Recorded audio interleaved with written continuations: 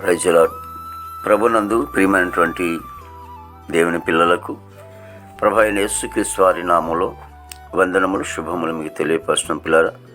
మరి దేవాది దేవుడు మహోన్నతుని దేవుని సన్నిధిలో గడిచిన దినమంతా కూడా ప్రభు తన కృపావాత్సల్యంలో భద్రపరుచుకుని క్షేమమును, ఆరోగ్యమును, ఆయుష్ను అనుగ్రహించి మరి నూతన దినాన్ని ప్రభు మనకు అనుగ్రహించారండి.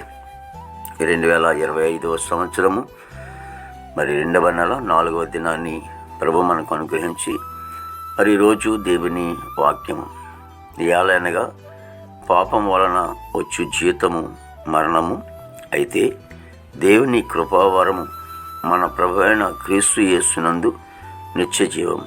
రోమపత్రిక 6:23 పిల్లల వాక్యము నమ్మదగినది, పూర్ణాంగీకరణకు యోగ్యమైనది. దేవుని వాక్యం సెలవిస్తూ ఉంది.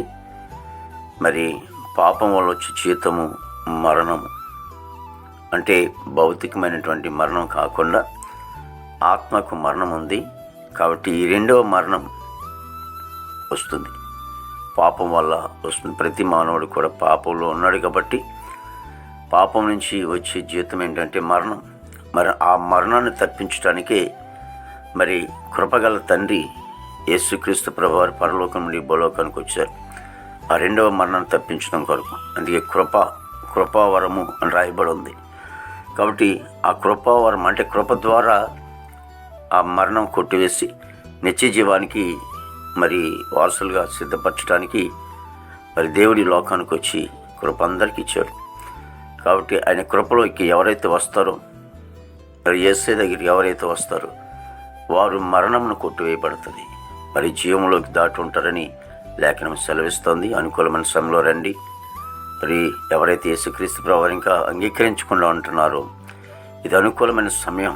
రేపేమి సంభవిస్తుందో మనకు తెలియదండి. కాబట్టి ఈ మాటలు వింటున్నటువంటి మీరు ఎవరైనా ఇంకా యేసుక్రీస్తు ప్రభువుని నమ్మకపోతే మరి సమయం ఉంది.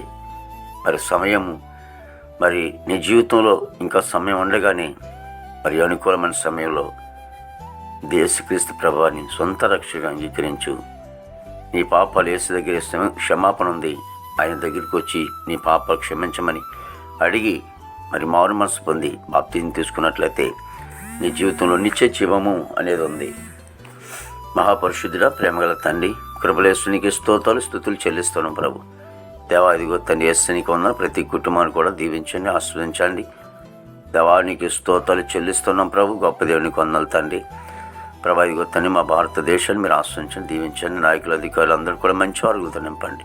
యవన బిడ్డలందరినీ కూడా రక్షించుకొని బాబు, వారి చెడు అలవాట్ల నుంచి ప్రభా మరి విసర్జించుకుని దేవాన్ని మార్గంలో వాళ్ళు నడవటానికి కృప దయచేయండి. విదేశంటువంటి బిడ్డలందరూ కూడా మంచి ఆరుగులతో నింపండి. దేవా, ఇదిగో తండ్రి యేసు చదువుకునే బిడ్డలకు జ్ఞానం ఇచ్చి నడిపించండి తండ్రి. రాకపోకలు మీరు తోడ్సాహం చేయండి. ఉద్యోగస్తులందరూ కూడా మంచి ఆరుగులతో నింపండి ఆయన. దేవా, ఇదిగో తండ్రి మా దేశ పాడి పడినందుకు మీరు ఆశ్రయించండి తండ్రి. పనికెళ్ళే బిడ్డలకు కూడా మంచి ఆరుగులతో నింపండి. హాస్పిటల్ రూల్స్ స్వస్థపరచండి. జైలు ఉన్న బిడ్డలు విడుదల చేయండి. కోర్టు గొడవలు, కేసు గొడవలన్నీ కూడా కొట్టివేయండి తండ్రి. రక్షణ లేని రక్షణ దయచేయండి. ప్రభా, గృహాలు లేని వారి గృహం దయచేయండి తండ్రి. ప్రభా, మరి వివాహం లేని బిడ్డకి వివాహం దయచేయండి. గర్భఫలం లేని గర్భం దయచేయండి. గర్భించే సుఖమండిలో దయచేయండి. తల్లి బిడ్డ క్షేమ దయచేయండి ప్రభు. నీకు స్తోత్రాలు. దేవా, ఇగో తండ్రి దినమంతా కూడా నీ విశేషమైన కృపతో నింపి నీ నామానికి మాత్రం మహిమ తెచ్చుకోండి. యేసుక్రీస్తు వారి దివ్యమైన నామములో ఇచ్చున్నాం తండ్రి. ఆమేన్, ఆమేన్, ఆమేన్.